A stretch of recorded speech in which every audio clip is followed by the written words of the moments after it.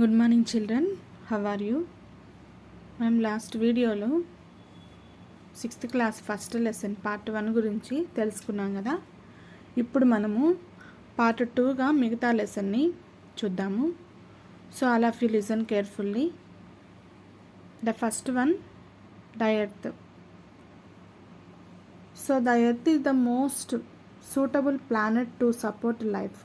The earth is the most suitable planet to support life.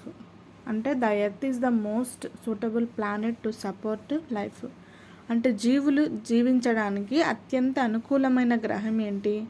భూమి. మనకు mercury, Venus అవన్నీ ఉన్నాయి కదా, అవి ఉన్నా కూడా వాటిల్లో జీవులు నివసించడానికి అనుకూలమైన వాతావరణం లేదు. కానీ జీవులు నివసించడానికి అత్యంత అనుకూలమైన గ్రహం ఏంటి మనకి అంటే ఎర్తే, భూమి. So it has 4 major components that we call as the rims of the earth. It has 4 major components that we have called as the rims of the earth. అంటే ఇది 4 ప్రధాన ఆవరణాలను కలిగి ఉంటుంది. ద ఫస్ట్ వన్ మనకి lithosphere. Lithosphere అంటే మనకి శిలావరణం. లిథోస్పియర్ మీన్స్ శిలావరణం. నెక్స్ట్ వన్ హైడ్రోస్పియర్ మీన్స్ జల ఆవరణము. నెక్స్ట్ వన్ అట్మాస్ఫియర్ మీన్స్ వాతావరణము. And fourth one biosphere means జీవావరణము. అంటే ఎర్త్ 4 ప్రధానమైన పొరలను కలిగి ఉంటుందమ్మా, ఆవరణాలను. The first one lithosphere means జలావరణము. హైడ్రోస్పియర్ మీన్స్ జలావరణము. అట్మాస్ఫియర్ మీన్స్ వాతావరణము. అండ్ బయోస్పియర్ మీన్స్ జీవావరణము. Next one, the first 3 components along with suitable climate make life possible on the earth. The first 3 components along with suitable climate make life possible on the earth. అంటే మొదటి 3 ఆవరణాలతో పాటు వాతావరణం కూడా కలిసి భూమిపై జీవులు జీవించడానికి సాధ్యమైనవి అన్నమాట. మొదటి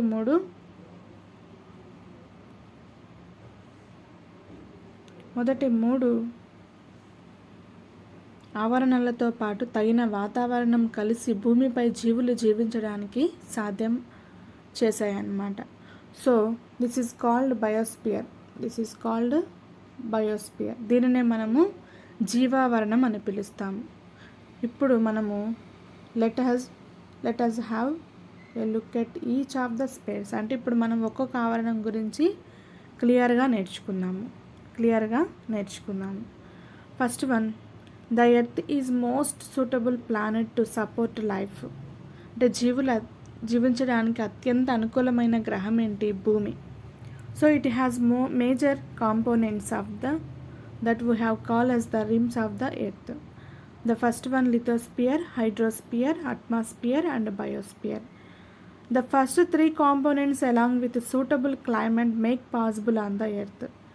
So this is called the biosphere. Let we have a look at each of the spheres.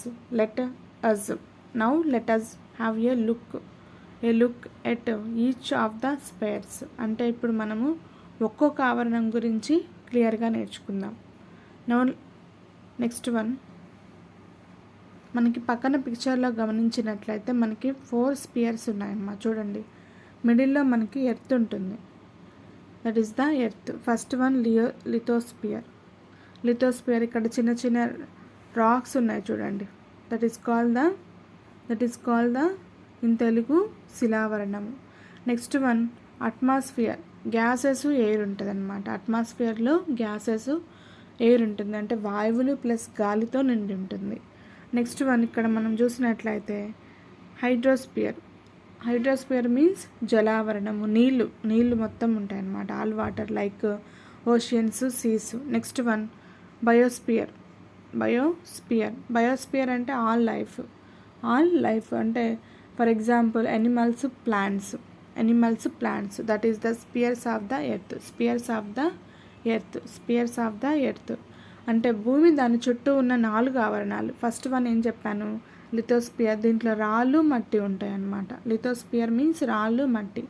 Next one atmosphere. Atmosphere means gases ఉంటాయి, గ్యాసెస్ అలాగే air. Next one hydrosphere. Hydrosphere అంటే మనకి వాటర్ ఉంటుంది, ఆల్ వాటర్ ఉంటుంది, like oceans, seas. Next one biosphere.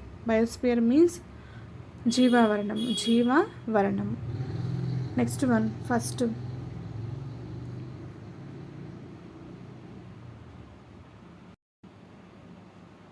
Next one మనము ఒక్కొక్క ఆవరణం గురించి అంటే నీట్గా డిస్కస్ చేద్దాం. First one lithosphere. లిథోస్పియర్ అంటే శిలావరణము. The lithosphere is the land on which we live. The lithosphere is the land on which we live. అంటే శిలావరణం అనగా మనం నివసించే భూమి. శిలావరణం అనంటే ఈజీగా గుర్తుపెట్టుకోవడానికి మనము ఇప్పుడు ఉండే భూమి అన్నమాట, మనం నివసించే భూమి. The lithosphere is the land on which we live. శిలావరణము అనగా మనము నివసించే భూమి. So it is the solid outer layer of the earth consisting of rocks and soils. It is the solid outer layer of the earth consisting of rocks and soils. ఇది రాళ్ళు నేలలతో కూడిన భూమి యొక్క ఘన బాహ్య పొర అన్నమాట. ఇది రాళ్ళు నేలలతో కూడిన భూమి యొక్క ఘన బాహ్య పొర.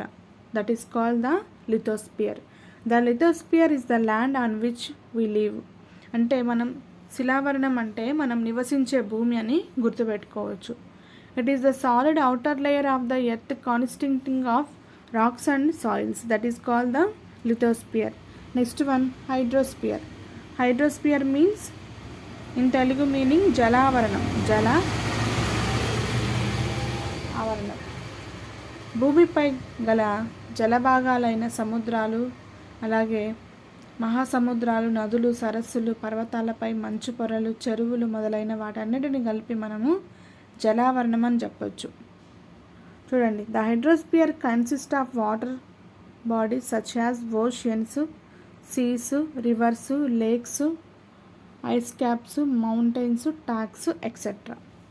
The hydrosphere consist of the water bodies such as oceans, seas, rivers, lakes, ice caps and mountains, tanks etcetera. అంటే భూమిపై గల జలభాగాలైన మహాసముద్రాలు అంటే ఓషియన్స్, అలాగే సీస్ సముద్రాలు, రివర్స్ నదులు, లేక్స్ పర్వతాలు, సరస్సులు, ఐస్ క్యాప్స్ పర్వతాలపై గల మంచు పొరలు, లేక్స్ అంటే మనకి సరస్సులమ్మ, ఐస్ క్యాప్స్ నెక్స్ట్ వన్ మంచు పొరలు, ఐస్ క్యాప్స్ అంటే మంచు పొరలు, అలాగే మౌంటైన్స్ మీద ఉన్న మంచు క్యాప్స్, ట్యాంక్స్. సో వీటన్నిటినీ కలిపి మనము జలావరణంగా చెప్పొచ్చు. నెక్స్ట్ వన్ అట్మాస్ఫియర్ అంటే వాతావరణం. ఇన్ తెలుగు మీనింగ్ వాతావరణము. Atmosphere is the layer of air that surrounds of the earth. Atmosphere is the layer of air that surrounds the earth. Atmosphere is the layer of air that surrounds the earth. అంటే భూమి చుట్టూ విస్తరించి ఉన్న గాలి పొరను మనం వాతావరణం అంటాము. భూమి చుట్టూ విస్తరించి ఉన్న గాలి పొరను మనము వాతావరణం అంటాము. భూమి చుట్టూ విస్తరించి ఉన్న గాలి పొరను మనము వాతావరణం అంటాము.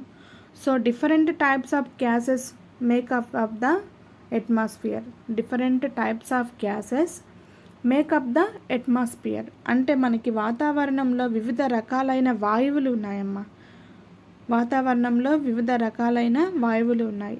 So the major gases are nitrogen 78% ఉంటుందన్నమాట. సో వాతావరణంలో మనకు వివిధ రకాలైన వాయువులు ఉంటాయి, గ్యాసెస్ ఉంటాయి అన్నమాట. దాంట్లో మేజర్ గ్యాస్ ఏంటి మనకి nitrogen. So it is occupy 78%. How many percent? 78%. Next one oxygen. Oxygen 21%. So the other gases like carbon dioxide, hydrogen, helium, argon and ozone are present in smaller amounts are present in smaller amounts. అంటే మిగతా వాయువులైన మనకి carbon dioxide, hydrogen, helium, argon, ozone తక్కువ మొత్తంలో ఉంటాయన్నమాట. మనకి major component of the major gas మనకి nitrogen, next one oxygen, next one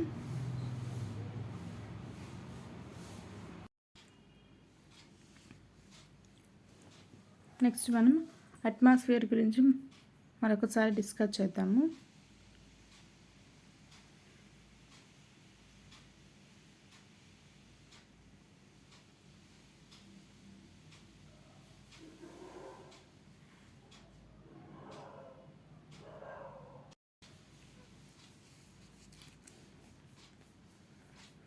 atmosphere is the layer of the air that surrounds the earth.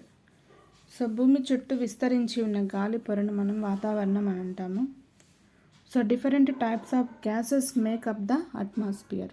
Different gases make up the atmosphere. The major gases are nitrogen 78% and oxygen 21%. The other gases like carbon dioxide, hydrogen, helium, argon and ozone are present in smaller amounts. అంటే మిగతా వాయువులైన carbon dioxide, hydrogen, helium, argon తక్కువ మొత్తంలో మనకి ఉంటాయన్నమాట.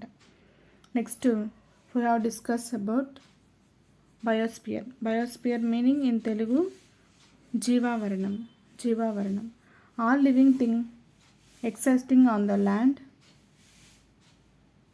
in the water and in the air together called as biosphere. All living things existing on the land, in the water and in the air together called as biosphere. All living things existing on the land, in the water and in the air together called as biosphere. అంటే మనకి భూమిపై, నీటిలో, గాలిలో ఉండే అనేక రకాల జీవులను కలిపి మనము జీవావరణం అంటాము. So it is consist of plants and animals, bacteria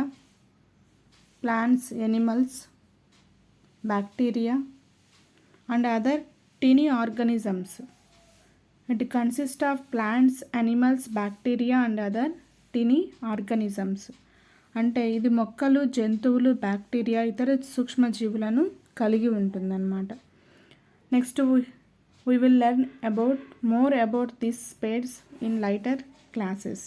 పై తరగతులలో మనం వీటిని గురించి నీట్గా తెలుసుకుంటాం.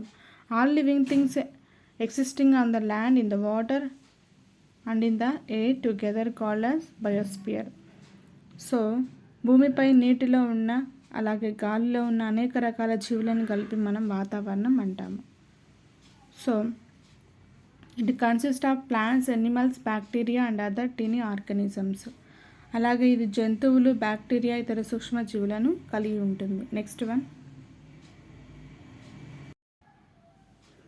One satellites. Next we have discuss about satellites. Satellites means ఉపగ్రహాలు. A satellite is a celestial body that moves around the planets in the same way as the planets move around the sun.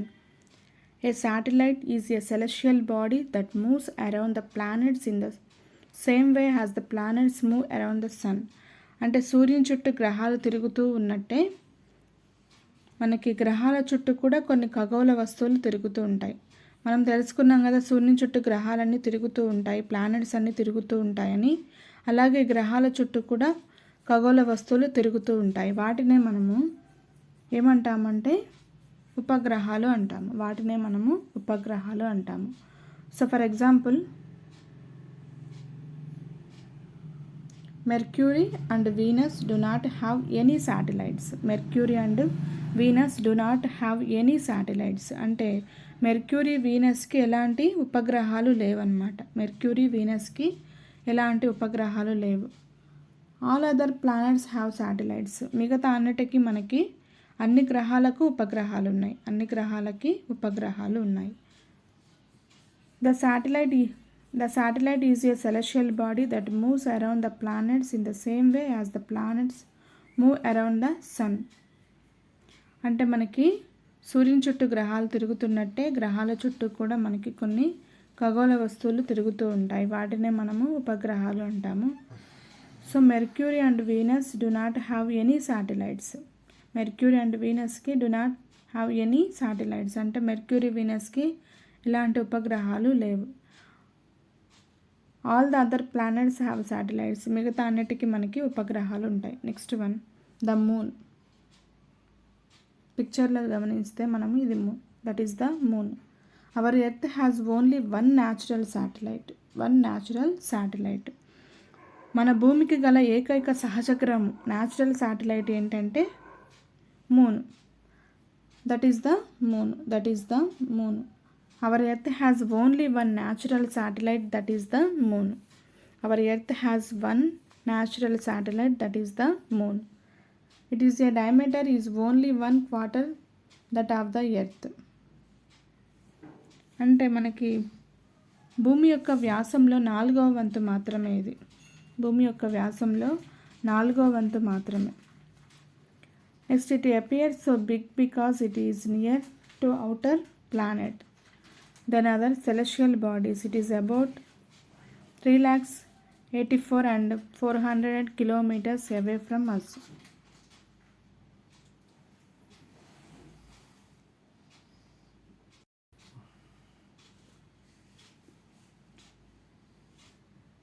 The earth has only one natural satellite, that is the moon. Its diameter is only 1/4 that of the earth. అంటే ఇది భూమి వ్యాసంలో 4వ వంతు మాత్రమే. It appears so big because it is near to outer planet than other celestial bodies. మన గ్రహానికి దగ్గరగా ఉండడం వల్ల ఇది చాలా పెద్దదిగా కనిపిస్తుంది. It is about 3,84,400 kilometers away from us.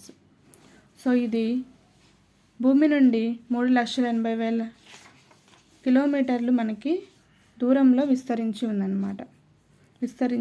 ఉంది. Next one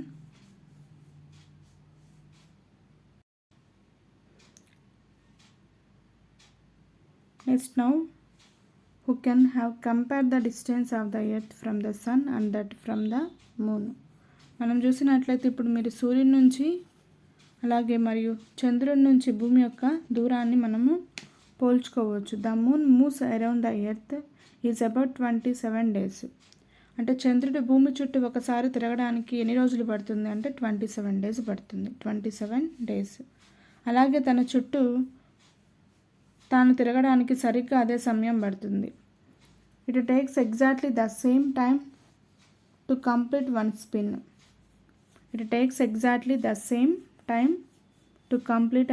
spin. Now the moon moves around the earth in about 27 days. It takes exactly the same time to complete one spin. అంటే భూమి చుట్టూ చంద్రుడు ఒకసారి తిరగడానికి 27 days పడుతుంది. అలాగే తన చుట్టూ తాను తిరగడానికి కూడా సేమ్ అదే టైం పడుతుంది. As a result one side of the moon is visible to us on the earth. So దీని ఫలితంగా చంద్రుని యొక్క ఒకవైపు మాత్రమే మనకు కనిపిస్తుంది.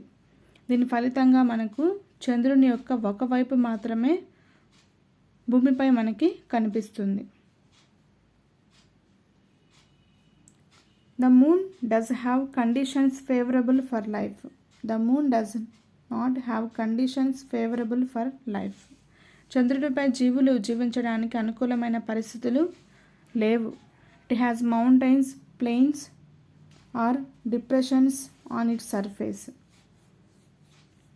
సో చంద్రుడిపై జీవులు జీవించడానికి అనుకూలమైన పరిస్థితులు లేవు, ఎందుకంటే దాని ఉపరితలం పర్వతాలు, మైదానాలు మరియు గుంతలను కలిగి ఉంది. So this cast shadows on the surface of the moon. చంద్రుని ఉపరితలంపై అవి నీడలను కలుగజేస్తూ ఉంటాయి.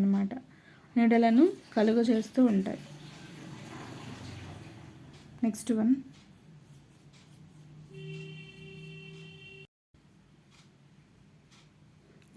Man made satellite. న్యాచురల్ శాటిలైట్కి ఎగ్జాంపుల్ ఏంటి మనకి మూన్, చంద్రుడు. అయితే మ్యాన్ మేడ్ శాటిలైట్స్ కూడా కొన్ని ఉన్నాయి, వాటి గురించి మనము ఇప్పుడు డిస్కస్ చేద్దాము. మానవ నిర్మిత ఉపగ్రహం అన్నమాట. అంటే మనం కూడా కొన్ని ఉపగ్రహాలను, శాటిలైట్స్ని నిర్మించవచ్చు అన్నమాట. It is an artificial body. అయితే ఇవి కృత్రిమైనవి అన్నమాట. అప్పటికప్పుడు మానవులు తయారు చేసే వాటిని మనము ఆర్టిఫిషియల్ బాడీస్ అంటాం. It is designed by scientists to gather information about the universe and the earth for communication. It is designed by scientists to gather information about the universe and the earth for communication. ఇవెందుకు శాస్త్రవేత్తలు రూపొందించారంటే భూమి గురించి సమాచారం సేకరించడానికి లేదా సమాచార ప్రసారం కొరకు శాస్త్రవేత్తలు వీటిని రూపొందించడం జరిగింది. It is designed by scientists to gather information about the universe and the earth for communication. అంటే భూమి గురించి సమాచారం సేకరించడానికి లేదా సమాచార ప్రసారం కోసం శాస్త్రవేత్తలు వీటిని రూపొందించడం జరిగింది. It is carried by a rocket and placed in the orbit around the earth and other solar bodies. It is carried by a rocket and placed in the orbit around the earth and other solar bodies. అంటే ఇది rocket ద్వారా తీసుకెళ్లబడి భూమి మరియు ఇతర సౌర వస్తువుల చుట్టూ కక్షలో ఉంచబడుతుంది. ఇది రాకెట్ ద్వారా తీసుకెళ్లబడుతుంది అన్నమాట. అయితే భూమి మరియు ఇతర సౌర వస్తువుల చుట్టూ కక్షలో ఉంచబడుతుంది. ఇది రాకెట్ ద్వారా తీసుకువెళ్ళబడి భూమి మరియు ఇతర సౌర వస్తువుల చుట్టూ కక్షలో ఉంచబడుతుంది. Earth and other solar bodies అంటే సౌర వ్యవస్థ చుట్టూ కక్షలో ఉంచబడుతుంది. Some of the Indian satellites in space, example INSAT, IRS, EDUSAT. మనకి భారతీయ ఉపగ్రహాలు కూడా కొన్ని ఉన్నాయి మనకి. వాటికి example first one INSAT, IRS, EDUSAT. INSAT, IRS, EDUSAT. So man made satellites అంటే మానవ నిర్మిత ఉపగ్రహం అమ్మ ఇది. మనకు న్యాచురల్ శాటిలైట్కి ఎగ్జాంపుల్ మూన్, చంద్రుడు. అయితే it is an artificial body. It is designed by scientists to gather information about the universe and the earth for communication. So ఇది సౌర వ్యవస్థలోని సమాచారం కోసం శాస్త్రవేత్తలు రూపొందించడం జరిగింది. It is carried by a rocket and placed in the orbit around the earth and other solar bodies. అంటే ఇది రాకెట్ ద్వారా తీసుకెళ్లబడి భూమి మరియు ఇతర సౌర వస్తువుల చుట్టూ కక్షలో ఉంచబడుతుంది. Some of the Indian satellites in space, example INSAT, IRS and EDUSAT. Next one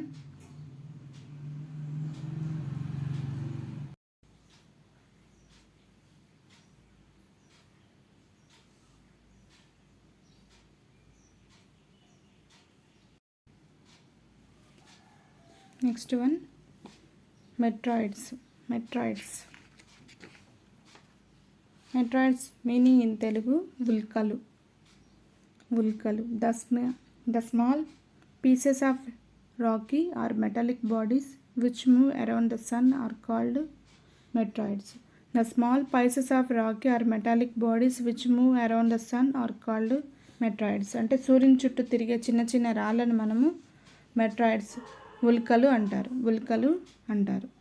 sometimes this meteoroids come near the earth and tend the drop upon it. అంటే సమ్టైమ్స్ మనకి ఉల్కలు మన భూమికి దగ్గరగా వచ్చి కింద కూడా పడుతూ ఉంటాయి. Sometimes this meteoroids come near the earth and tend to drop upon it. అంటే కొన్నిసార్లు మనకి భూమి దగ్గరికి వచ్చి అవి పడిపోతూ ఉంటాయి. So during this process, due to the friction with the air, they get heated upon the bone. During this process, due to the friction with the air and they get heated upon the bone. అంటే ఈ ప్రక్రియలో గాలితో ఈ ఘర్షణ కారణంగా వేడెక్కి కాలిపోతాయి అన్నమాట. కాలిపోయి కింద పడతాయి. సో గాలిలో ఘర్షణ వలన వేడెక్కి అవి కాలిపోతాయి. It causes a flash of light. ఆ సందర్భంలో అవి వెలుతురును కూడా కలుగజేస్తాయి. Sometimes a meteor with being completely burn falls on the earth and create a hollow. అంటే కొన్నిసార్లు పూర్తిగా కాలిపోకుండా ఒక ఉల్కపాతం భూమిపై పడినప్పుడు గుంతలను కూడా సృష్టిస్తుంది. మెట్రాయిడ్స్ అంటే ఉల్కలు. The small pieces of rock or metallic bodies which move around the sun are called meteoroids. అంటే సూర్యుని చుట్టూ తిరిగే చిన్న చిన్న రాళ్ళను మనము మెట్రాయిడ్స్, ఉల్కలు అని అంటాము. Sometimes this meteoroids come near to the earth to tend to drop upon it. అంటే కొన్నిసార్లు ఇవి భూమి దగ్గరికి వచ్చి పడిపోతాయి. During this process due to the friction with the air they get heated upon burn. అంటే ఇవి కొన్నిసార్లు వేడెక్కి గాలితో ఘర్షణ వలన కాలిపోతాయి. It causes a flash of light. అవి అలా పడిపోయేటప్పుడు వెలుతురును కూడా కలుగజేస్తాయి. Sometimes a material without being completely burn falls on the earth and create a hollow. అంటే అవి కొన్నిసార్లు కింద పడినప్పుడు, భూమిపై పడినప్పుడు గుంతలను కూడా సృష్టిస్తుంది. పూర్తిగా కాలిపోకుండా ఒక ఉల్క కింద పడడం వలన మనకి గుంతలను కూడా సృష్టిస్తుంది. నెక్స్ట్ వన్,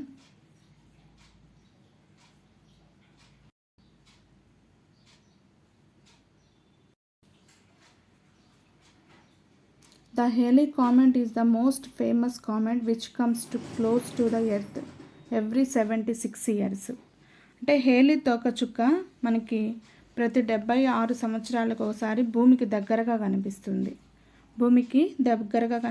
ఎన్ని సంవత్సరాలకు ఒకసారి అంటే 76 ఇయర్స్, 76 సంవత్సరాలకు ఒకసారి భూమికి దగ్గరగా కనిపిస్తుంది. This comment appeared in 1986 and will appear next in 2061. ఇది ఒకసారి భూమిపై మనకి 1986లో కనిపించింది. ఇది మరలా ఎప్పుడు కనిపిస్తుంది మనకి అంటే 2061లో కనిపిస్తుంది. 2061లో మనకి కనిపిస్తుంది. సో తోకచుక్కలు అంటే తల అలాగే తోకతో కనిపించే ఖగోళ వస్తువు. Comments is a celestial object made up of head and tail.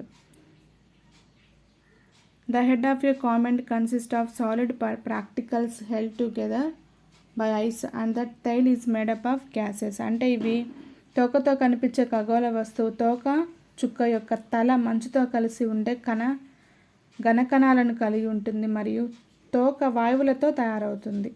So Halley comet is the most famous comet which comes close to the earth every 76 years. So Halley తోకచుక్క మనకి 76 సంవత్సరాలకు ఒకసారి భూమి దగ్గరగా వస్తుంది. సో ఇది చివరిసారిగా మనకి 1986లో కనిపించింది. The comment appeared in 1986 and will appear next in 2061. అంటే ఇది 1986లో కనిపించింది, మరలా ఎప్పుడు కనిపిస్తుందంటే 2061లో కనిపిస్తుంది. Next one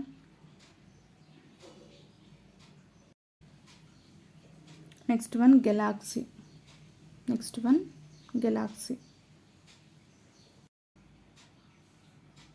Next one we have discussed about galaxy.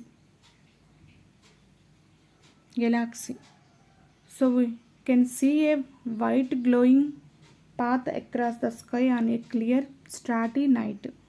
So నిర్మలమైన ఆకాశంలో రాత్రి సమయంలో మనకు తెల్లగా ప్రకాశించే మార్గాన్ని మనం చూడొచ్చు. మనం గెలాక్సీ పక్కన పిక్చర్లో క్లియర్గా మనకి అబ్జర్వ్ చేయొచ్చు. We can see a white glowing path across the sky on a clear starry night. అంటే నిర్మలమైన ఆకాశంలో రాత్రి సమయంలో మనకు తెల్లగా ప్రకాశించే ఒక మార్గాన్ని మనము చూడవచ్చు, గమనించవచ్చు. It is a cluster of millions of stars.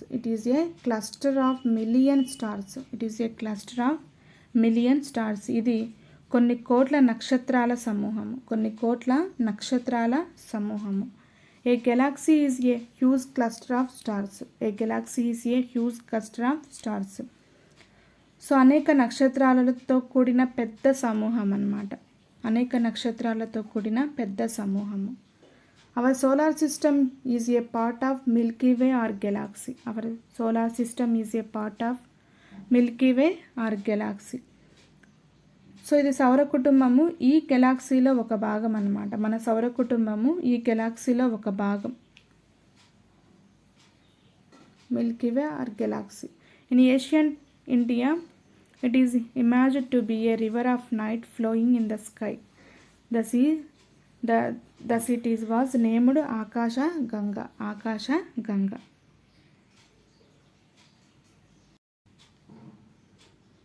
In ancient India, it was imagined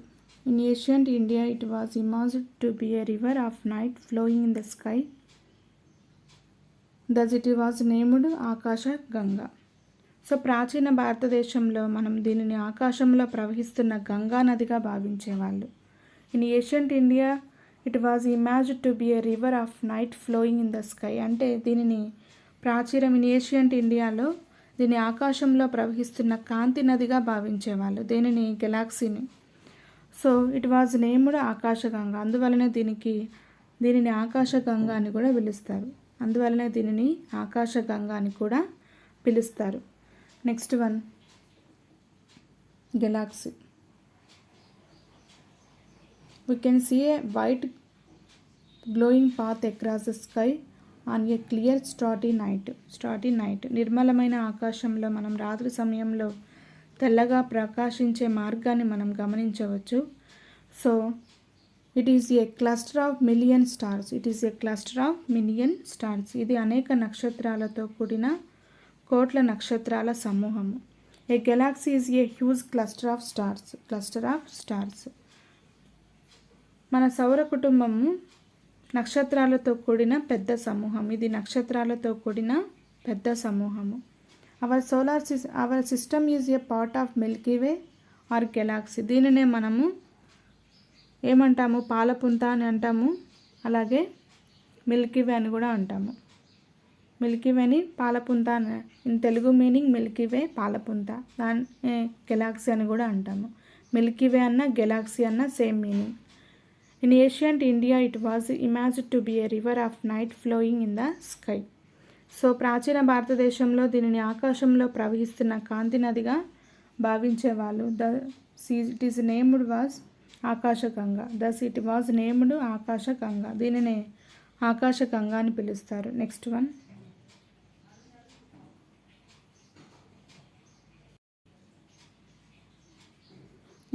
universe means in Telugu meaning విశ్వము. There are millions of galaxies that make the universe. There are millions of galaxies that make the universe. విశ్వం అనేది కొన్ని కోట్లాది గెలాక్సీల సమూహము. There are millions of galaxies that make the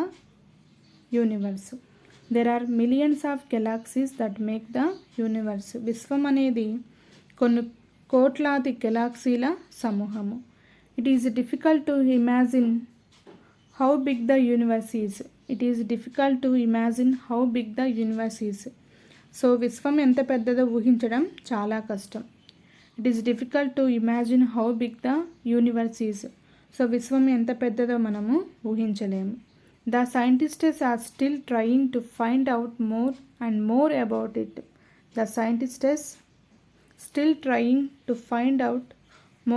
more about it. So మన శాస్త్రవేత్తలు విశ్వం ఎంత పెద్దదో తెలుసుకోవడానికి చాలా ప్రయత్నాలు ఇంకా చేస్తూనే ఉన్నారు, కానీ వాళ్ళకి ఇంకా ఖచ్చితమైన ఇన్ఫర్మేషన్ అయితే తెలియదు.